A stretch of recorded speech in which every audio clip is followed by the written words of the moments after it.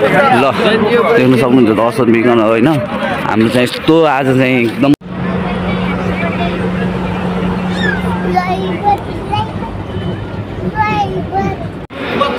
ल हेलो सबभन्दा सर्वप्रथम के भन्न चाहन्छु भनेपछि यो गाडी देख्न सक्नुहुन्छ तपाईँहरू हामी चाहिँ अहिले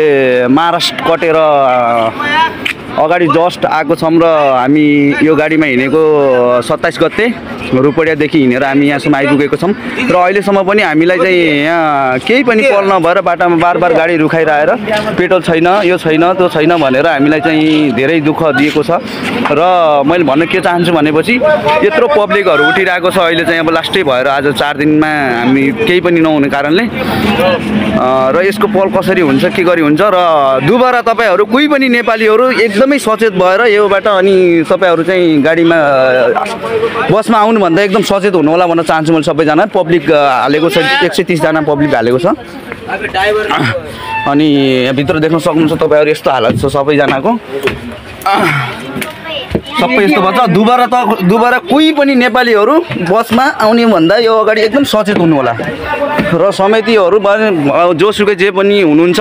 तपाईहरुलाई भन्न के चाहनुहुन्छ भने तपाईहरुलाई अलिकति पनि के शरम थियो भनेपछि तपाईहरुले यो चाहिँ गर्नुहुन्थेन है एकदमै भन्न चाहन्छु म यो भिडियोलाई एकदमै तपाईहरुले अगाडिसम्म शेयर गरिदिनु होला र सबै नेपाली माझमा पुर्याइदिनु होला भन्न चाहन्छु म सो सबै दर्शकबिनहरुलाई हामी अब धेरै नै लफडा भइसकेको छ र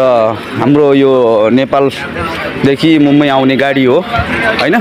त्यो देख्न सक्नुहुन्छ तपाईहरु यो दुबारा चाहिँ आउने यो नेपालको गाडीमा कोही पनि सवारी नगर्नु होला भन्न चाहन्छु र एकदमै ध्यानपूर्वक गर्न चाहन्छु होला हाम्रो चाहिँ एकजना समिति हुने आउनु भएको छ उहाँले पनि कल गर्न केही पनि सक्नु भएको छैन खाली पेट्रोल छैन भन्छ यत्रो जना मान्छे हालेर लिएको छ भनेपछि पैसा छैन रे पैसा आउँदैन रे आउँदैन रे पैसा अनि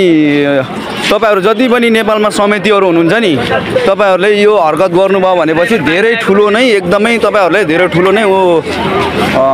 भोग्नु पर्छ है त्यसको परिणाम धेरै नै भोग्नु पर्छ भन्न चाहन्छु हामी एकदमै आकर्षित भइसकेको छौं सबैजनाहरु अब पछि एकैछिन पछाडी अब जे पनि हुन सक्छ यहाँ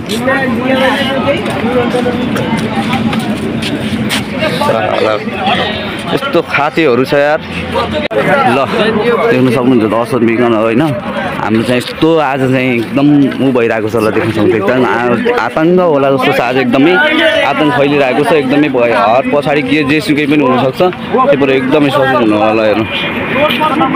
रुपडियादेखि नेपालगञ्जदेखि लिएर रुपडियाको तपाईको गाडीमा आउनुहुन्छ नि